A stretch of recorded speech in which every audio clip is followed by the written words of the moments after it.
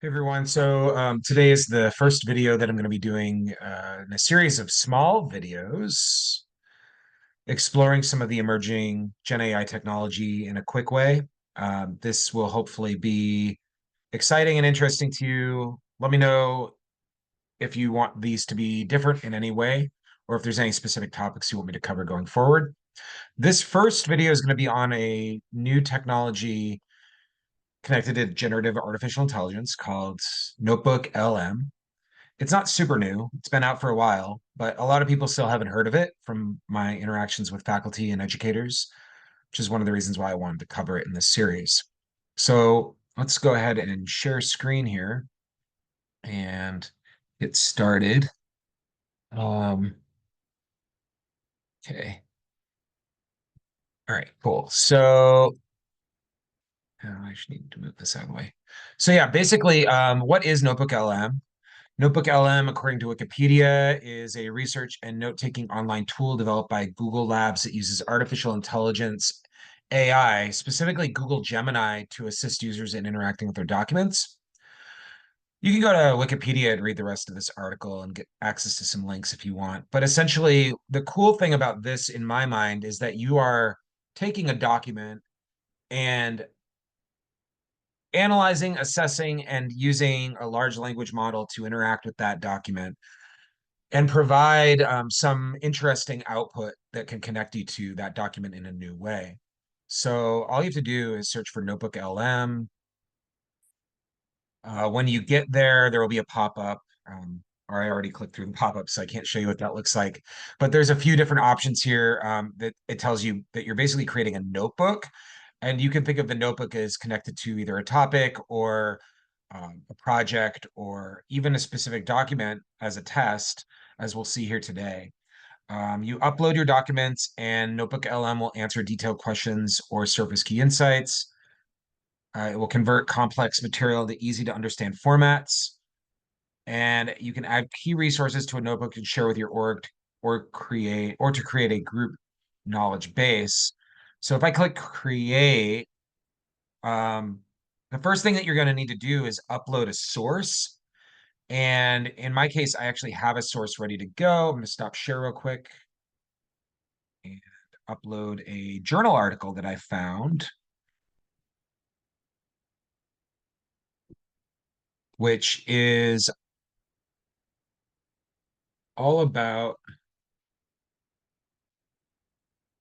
food marketing and food marketing preferences. So let's see. I meant to share earlier this sound. This video series is a little bit, it's going to be a little bit funky in terms of just kind of being a little bit rougher than usual. But here we go. Share sound. Okay, so now you can see that I've uploaded this document here. I'll click on it. So the document is accessible. It has OCR, meaning you can read the characters. So it pulls the text out of that document. And then it uses what I assume is the Gemini LLM to summarize the article and provide a variety of key topics in a list here. So that's one thing it does. A lot of Gen AI tools are doing that now. They're able to summarize, assess, provide a text response. Um, and then you have a bunch of ways to interact with that article. You can even start a discussion using LLM to explore the article. This article, by the way, is called How Food Marketing on Instagram Shapes Adolescents' Food Preferences, an online randomized trial.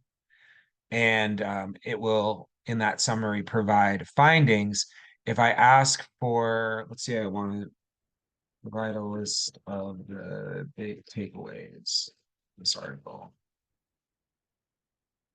I think this is how this works. Let's take a look. Yeah, so exactly. So it's providing all of those takeaways, and then it provides like footnotes as well. And it um the in-text citations, I should say, not footnotes, but in-text citations, which lead to the actual sections of the article, um, which is kind of cool. So it'll tell you where to go look if you want to read and also get direct quotes that can be really useful, right? For us, for educators, and for us, for students. Um, Now, one thing that a lot of people really like about NotebookLM that other tools don't really do yet, at least I haven't seen them in my journey, is this audio overview, essentially turning the document into a podcast. Um, and I will say that you can have multiple documents in this notebook. So you could create an audio overview that is for a single document, a single research study like this one. Or let's say I did a whole bunch of research on my own, pulled a whole lot of articles, and I wanted them to be synthesized. And I wanted to kind of learn in a new way all of that text because it was, let's say I was overwhelmed by all of the text, or I'd read the abstracts, but it was all kind of a blur, and I'm on my commute back home or have some time in a coffee shop to listen. I could do that. So what I'm going to do is I'm going to click and then I'm going to pause the recording as it generates, but I'm going to generate this audio overview.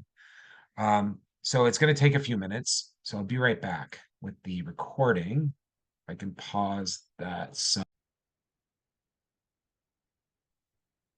okay, so it's been about 3 minutes, and I wasn't sure how long it would take with this article. The generation of audio, like the generation of video, like the generation of still images, can take a little while. So, yeah, I wasn't sure how long it would take. Didn't want to just sit here with the recording on, which is why I paused it. Let's go ahead and reshare that screen with audio being shared. So here we are again in NotebookLM, and the difference now is that we have this audio overview, and you can see there is now an audio embedded in this page that's 16, almost 17 minutes. Um, and you have the ability to share the audio as like a link out. And then there's a couple other options, including being able to download the audio, which is cool. And you can, just like if you were listening to a podcast or an audio book, you can change the playback speed as well.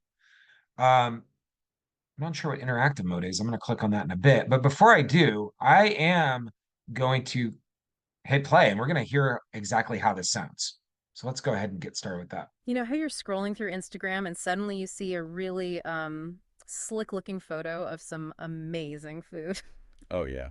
Happens all the time. Well, today on the deep dive, we're going to zero in on that specifically, how food marketing on Instagram might be affecting what teenagers, like. Hmm. We've got some pretty compelling research here that looks at whether these kinds of ads are actually more persuasive for adolescents than, say, traditional ads you'd find in magazines or whatever. Right. So the mission today really is to understand if those food pics on the feed, do they have a stronger pull than we maybe think? Exactly. We're diving into a study that directly compares the impact.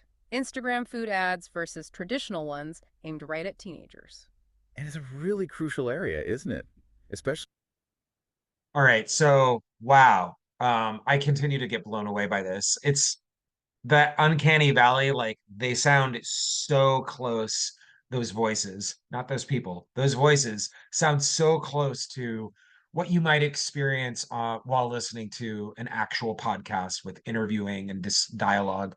And they use they use they use these colloquialisms and accessible language that you're not getting in most of the default Gen AI output when you're asking for summaries, when you're asking for um, any kind of generated text. Gen AI defaults to a tone that's way more professional, way more scholarly.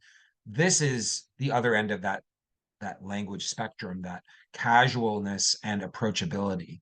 And they're going into the ideas and they will explore the paper in this interactive way. I'm going to do another, I'm just going to go kind of towards the end. I haven't actually previewed any of this, but I'm going to go towards the end and do like the last, oh, let's do the last minute or so and see what they're talking about in conclusion.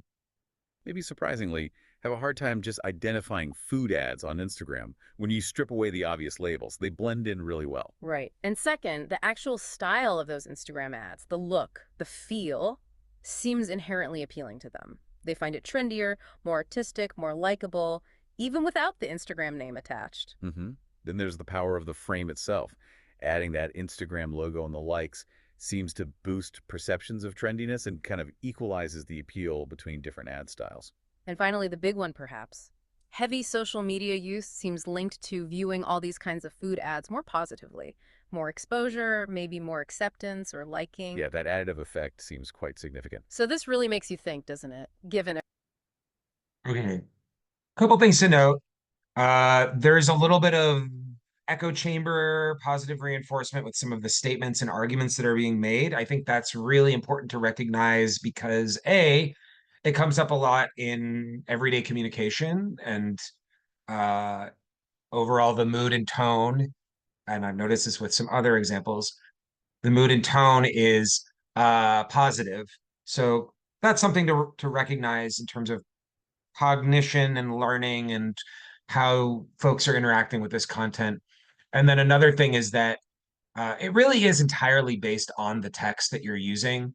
So if you have a single article, for example, you're going to be getting the perspective of that article. Whereas if you had a variety of sources, a diversity of sources, you may have some more back and forth with some of the ideas. And it's 17 minutes. It's not reading the article line by line. It's not a close reading of the text. So keep that in mind as well. There may be things that are missing, and it's kind of hard to even know what is missing without listening to it and having read the article. Let's click on this interactive mode and see what that says. Oh, it's asking me for permission for my headset. Okay. I'm not sure. I'm also using Firefox, which might have privacy things built in with this. I want to pause the recording for a second, see if anything comes up. Oh, let's play. you know how you're scrolling through Instagram and suddenly you see a really. Oh, wait, someone wants to join. Hey, go for it. Hello, I am excited to be here today. Doesn't appear to be capturing, maybe because I'm in Zoom or something. I'm kind of amazed. I really want this to work. It may be, however, that because I'm on Firefox and there's privacy settings or I'm in Zoom, I'm not able to do the actual interaction with the hosts. I'm not getting any, I would assume that it would show me if I was talking on here, but that could be very interesting. Being able to do like a live connection with these Gen AI speakers, something to think about, another thing to explore. Okay, that's all we have time for today. I'm going to stop the share and hopefully this all came out okay. Yeah, again, send me a message if you want me to do any other specific types of videos, anything that would be useful to you. Thanks for listening to this first one, and until next time.